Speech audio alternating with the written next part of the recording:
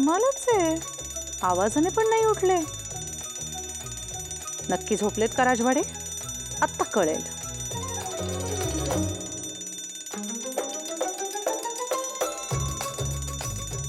अरे काय?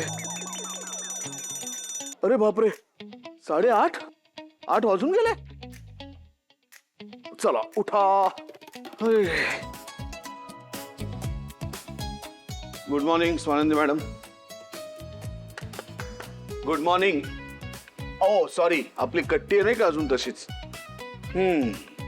माझा टॉवेल.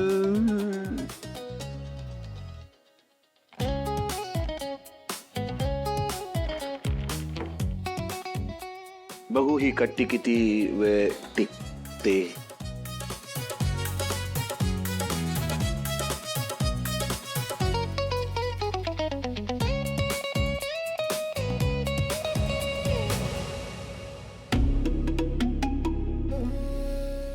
तू काय तोंड बघत उभी आहे? हात दाब. हे प्रेशर पॉइंट्स आहेत. हा बरोबर. तुझं काय चाललंय? पावलं चेप.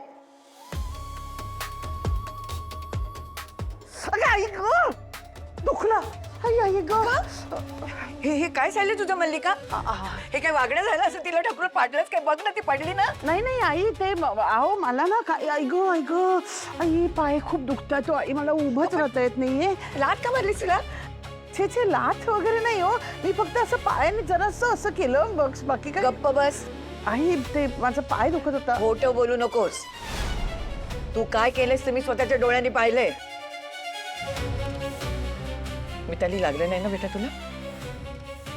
अहो नाही, मी असं काही केलंच नाही. मी पाय नाही मारला तिला. ते आपलं असंच ते बघ, आजपासून तुझा आरडाओरडा ऐकते मी. अगं शांतपणे गप नाही करू शकले मी? तू यांना पायचे पहिला कसे सांगतेस का? आई अहो पाय खूप दुखत होते हो माझे. आणि या दोघी शेवटी कोण आहेत? मोलकरणीच आहेत ना आपल्या.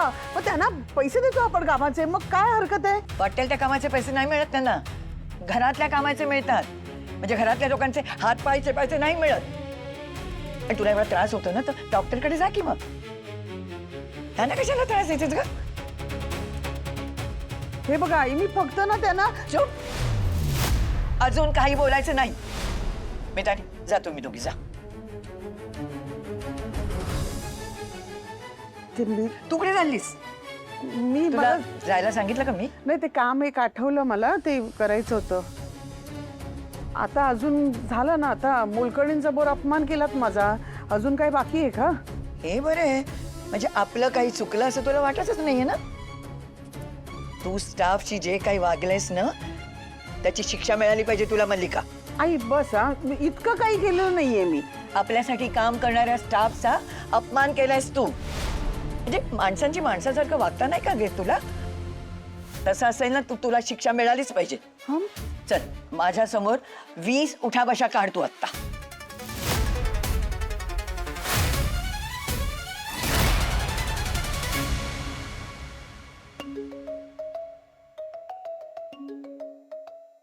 अरे वा, ऑफिसला जायची तयारी आवरताय? छान छान, आवरा आवरा. ऑफिसला जायचं तर आवरायला पाहिजेच.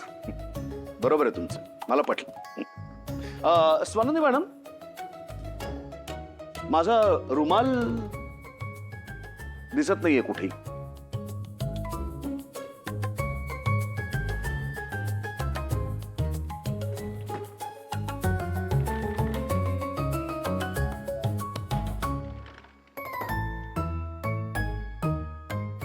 करेक्ट आहे, रुमाल कपाटातच असणार. मी पण वेंदळा आणि ते क्रीम ब्लेझर. ओ येस, कपाटात. गॉट इट, कळलं मला. कपाटातच असणार. हा, माझा चार्जर, फोनचा चार्जर. कळलं, माझ्या ऑफिसच्या बॅगेत आहे, कालच ठेवलाय. काय राग आलाय माझा? रागवलात खूप. दिसतोय ना तुमच्या चेहऱ्यावर राग. असा टोमॅटो सारखे गाल फुगलेत, असे लाल बुंद झालेत. बघा एकदा आरशात बघा. अरे बापरे, डायरेक्ट उभ्या राहून कमरेवरती हात. तुम्हाला काय वाटलं मला कमरेवरती हात नाही ठेवतात? हा बघा, ठेवला. तुमच्यासारखाच. मला पण राग आलाय, दिसतोय रागात. हे बघा.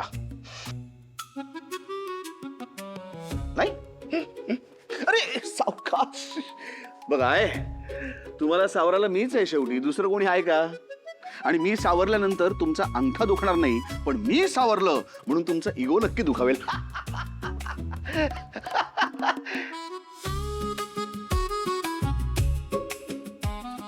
बायकोचा अबोला कसा घालवायचा? काय दिवस आलेत. जगातल्या बाकी बायका बघा, नवरा उठल्यापासून त्याचे कान अक्षरशः चावत असतात, आणि एक माझी बायको न बोलण्याचं चॅलेंज घेऊन बसली. असं नाही चालायचं राजवाडे, काहीतरी करा. बायकोला बोलतं करा. अख्खं इंटरनेट तुमच्या पाठीशी आहे, हरू नका. यश तुमचंच आहे, भिडा.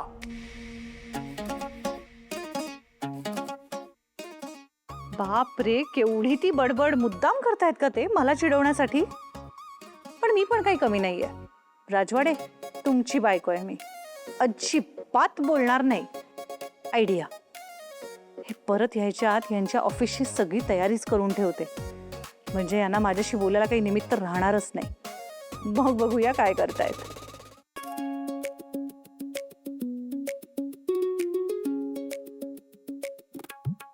स्वानंदी मॅडम, मी आज शर्ट कुठला? अच्छा, हा घालू का? ठीक आहे, म्हणजे एकदम स्मार्ट दिसेल मी या शर्ट मध्ये. हा, तुम्ही बरोबर ओळखलं. कुठून तरी घरामध्ये फुलांचा घमघमाट सुटलाय. कुठे आहेत बरं फुलं? अरे चा, फुलं कशी आली इथे? कोणी आणली बरं? काय कमाल आहे, घरात अचानक फुलं येतात आपल्या रूम मध्ये आणि आपल्याला कळतच नाही कोणी आणून ठेवलीत ती. बघू आवडतायत का कोणाला तरी. नाही नाही, इच्छा नाही. ठीक आहे, काय करणार बिचाऱ्या फुलांनो. जा बापड्यांनो, या घरात कोणालाही तुमची किंमत नाही. कोणालाही तुम्हाला हातात घ्यावंसं वाटत नाही, तुमचा सुगंध घ्यावासा वाटत नाही. शेवटी तुमची जागा डस्टबिन.